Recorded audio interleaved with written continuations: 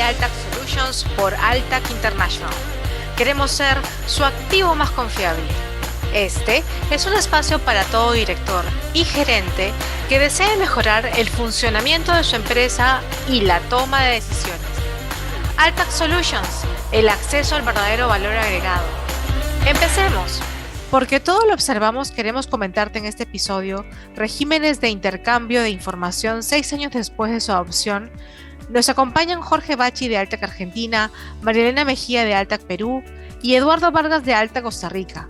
Bienvenidos todos. Comencemos. Adelante, Jorge. Mucho gusto para todos. Vamos a hablar hoy de un tema que es sumamente importante, que es el de los regímenes de intercambio de información. Como bien decía el título de la conversación que tenemos hoy, antes no existía una regularización, una especie de estandarización de los distintos reportes de información que se intercambiaban entre países, sino que la mayoría se resolvían un poco a demanda. Ya vamos a ver en detalle estas 3 opciones que existen en la actualidad. Pero lo más importante es que estos regímenes de intercambio de información que fueron aprobados por la OCDE y firmados, al cual se han adherido más de 145 países, muchos de esos de los que corrientemente son llamados paraísos fiscales, ha hecho que se cambie absolutamente de una manera radical la forma en que se debe planificar, porque muchas empresas que utilizaban estos paraísos fiscales, estas jurisdicciones donde su principal atributo sus principales atributos eran la baja tributación, pero a su vez también el cerramiento que tenían sobre los datos, o sea, no intercambiaban información, no brindaban datos, mantenían el secreto fiscal y el secreto bancario a rajatabla. Después de la firma de estas medidas, han cambiado radicalmente su postura y hoy estamos viendo el resultado de toda esta información que se está enviando. Para entrarnos en el detalle exacto de lo que estamos hablando, le paso la palabra a Malena, que va a empezar a comentarles cuáles son los regímenes que se encuentran vigentes y cómo se están utilizando. Buenas tardes, gracias Jorge. Bueno, yo les reitero lo que nos ha expresado Jorge, en el sentido de que es importante entender el objetivo del intercambio de información. Desde el punto de vista de la administración tributaria, es poder acceder a datos relevantes para conocer si un contribuyente que desarrolla una actividad económica a escala internacional efectivamente cumple y declara la información tributaria correcta. Asimismo, desde el punto de vista del contribuyente, es importante que se le garantice a él el derecho de reserva de la información personal. La forma como se implementa este intercambio de información es a través de la suscripción de convenios entre los estados. Y en ese sentido, por ejemplo, en el Perú, los instrumentos para llevar a cabo el intercambio de información han sido de 3 tipos, ¿no? Al comienzo ha sido a través de convenios para evitar la doble imposición tributaria. Estos convenios recogen un artículo, que es el artículo 26, donde básicamente en base al modelo de la OCDE se refiere este artículo justamente al intercambio de información entre los estados contratantes. El Perú, por ejemplo, no desarrolló mucho estos convenios porque solo tenemos firmados 8 CDIs, con Canadá, con México, con Brasil, con Chile, con Portugal, Suiza, Corea y últimamente con Japón. En su mayoría, los convenios que firmó Perú son anteriores al 2015, salvo el suscrito con Japón, que es la versión más moderna, que incluye los lineamientos actualizados de la OCDE, ¿no? Y que señala justamente que este intercambio de información abarca cualquier tipo de tributo y también abarca cualquier subdivisión política interna o autoridad que pudiera haber en los países, ¿no? También el artículo señala que la información a intercambiar debe ser previsiblemente relevante, para resolver en caso de controversia. ¿Qué significa esto? Significa que las autoridades no pueden pedir por pedir, sino que bajo el ámbito del CDI se tiene que solicitar información que sea relevante para el caso, ¿no? Bueno, y además la versión moderna del CDI ha ampliado, ¿no?, lo que viene a ser el derecho de reserva, señalando que la información recibida por un Estado contratante puede ser usada para otros fines, cuando dicha información que va a ser usada para otros fines esté conforme a la legislación de ambos Estados y la autoridad competente del Estado que lo proporciona la información autorice para dicho uso. Adicionalmente, si un Estado contratante solicita información al otro Estado contratante, utilizará las medidas para recabar la información que disponga con el fin de obtener la información solicitada, aun cuando en ese Estado dicha información pueda no necesitarla para sus propios fines tributarios. Es decir, el otro Estado no se puede excluir de conseguir la información argumentando que no es información relevante. Bueno, ese es, digamos, en cuanto a los CDIs y en cuanto a los alcances más modernos que tenemos en el modelo de la OCDE. Ahora, Perú tiene una situación especial. Al ser un país andino, tiene un convenio de los países andinos, que es la decisión 578, ¿no?, que regula la situación tributaria de Perú, Bolivia, Ecuador y Colombia.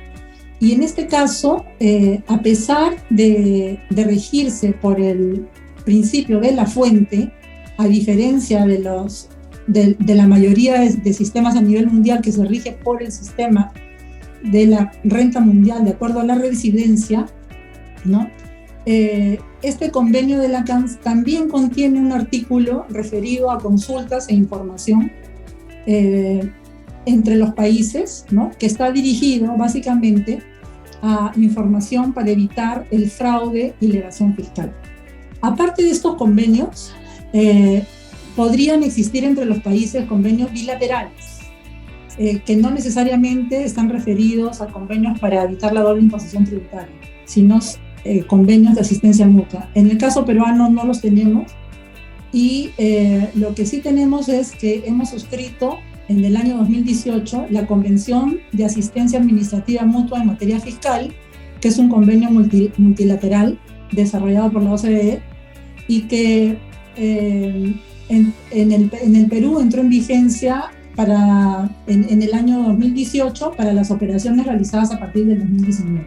En este caso, este convenio no se enfoca como los CDIs en el reparto de potestades tributarias, sino que tiene un mayor alcance y establece otras modalidades para el intercambio de información, ya que se puede llevar a cabo la solicitud de parte de determinada información, o también tiene un mecanismo de proporcionar información de manera automática, como es el caso del intercambio de información financiera, o de manera espontánea cuando la autoridad de algún país considere que podría ser de utilidad para algún otro Estado.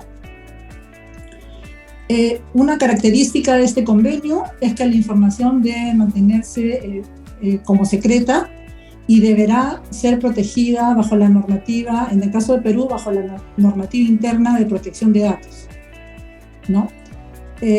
También existe la asistencia para la cobranza tributaria o para la notificación o traslado de documentos.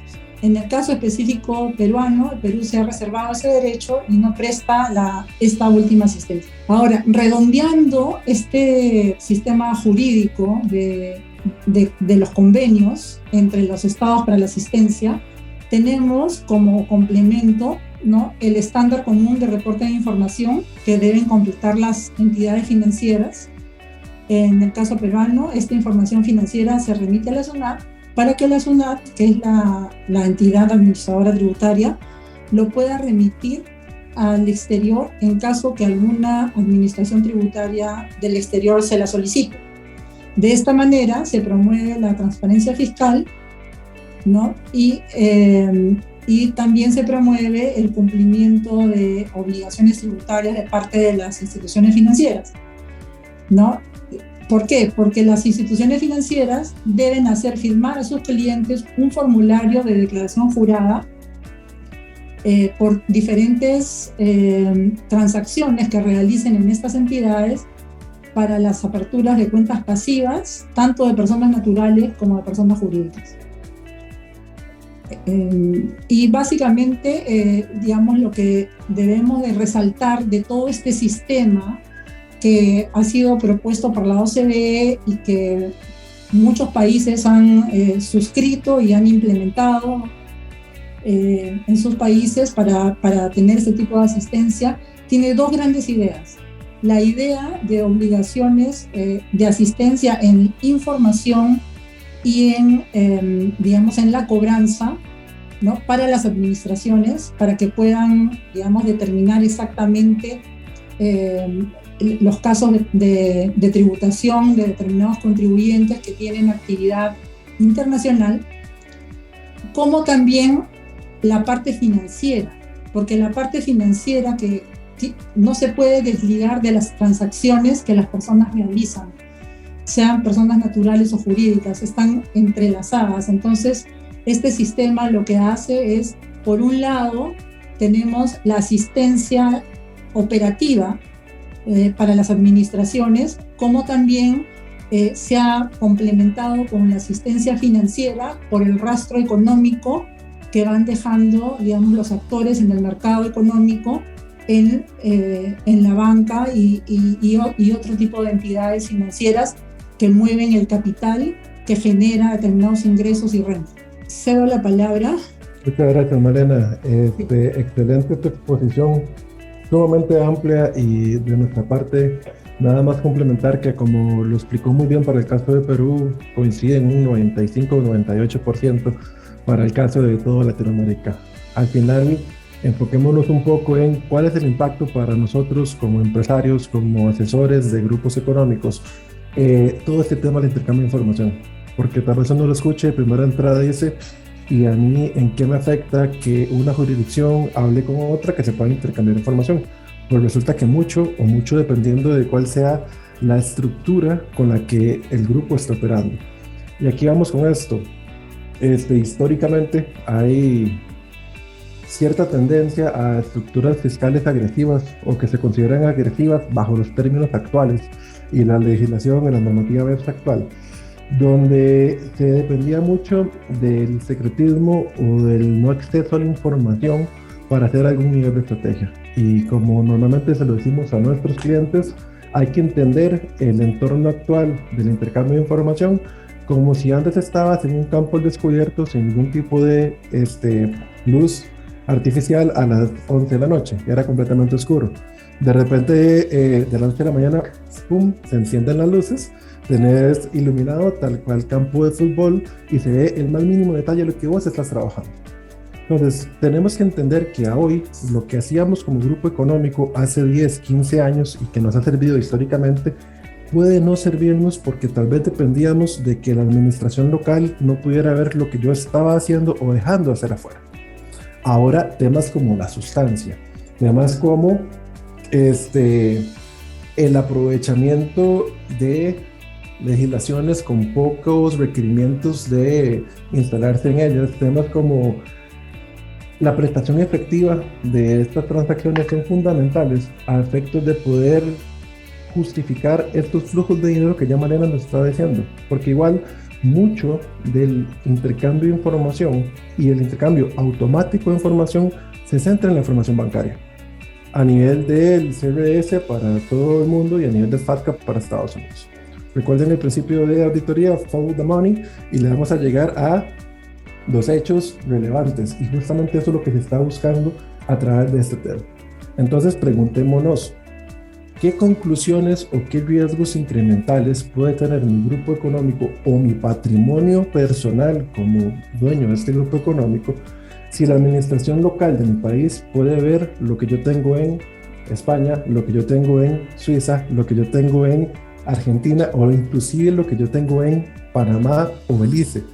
Todos participantes de este escenario en información. Si de repente aparece, porque a efectos tributarios se va a hacer algún patrimonio no declarado, sea empresarial o personal, pues tendré que ver cómo darle algún razonamiento de eso, alguna justificación, o en su defecto, verme sujeto a potenciales ajustes tributarios. En ese sentido, a nivel de ALTAC, y ahora Jorge en su cierre nos ayuda a reforzar esta idea, tenemos un equipo altamente especializado que les va a ayudar a entender si tienen algún riesgo en su estructura actual, si lo tienen, cómo mitigarlo y cuáles son esos planes de acciones que los que nos están escuchando deberían de llevar a cabo a efectos de hacer frente a estos cambios normativos del intercambio de información. Jorge. Sí, tal cual, como planteas Eduardo, como bien explicó Malena, el mundo ha cambiado.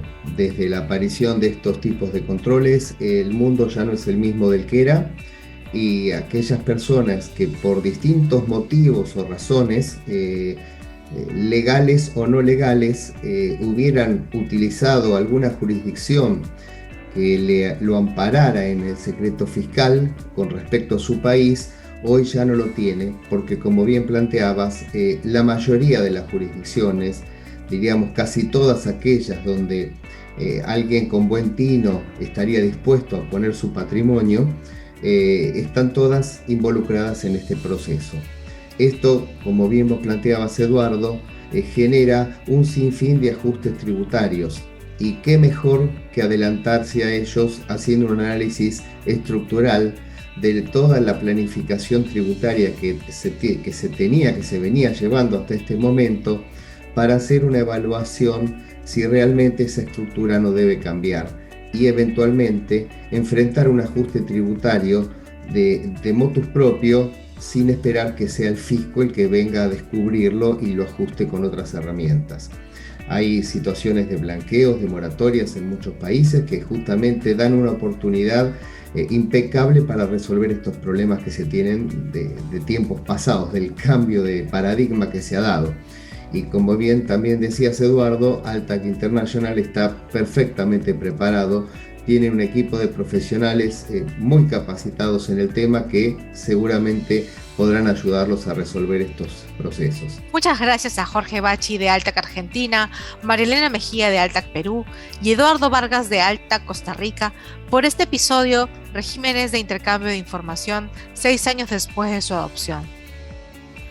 Gracias a nuestros invitados y oyentes por acompañarnos el día de hoy a descubrir nuevas soluciones para nuestros negocios. Los esperamos en el siguiente episodio. No olviden que pueden encontrarnos en las redes sociales como ALTAC International y ALTAC Latam. Queremos ser su activo más confiable. Nos vemos.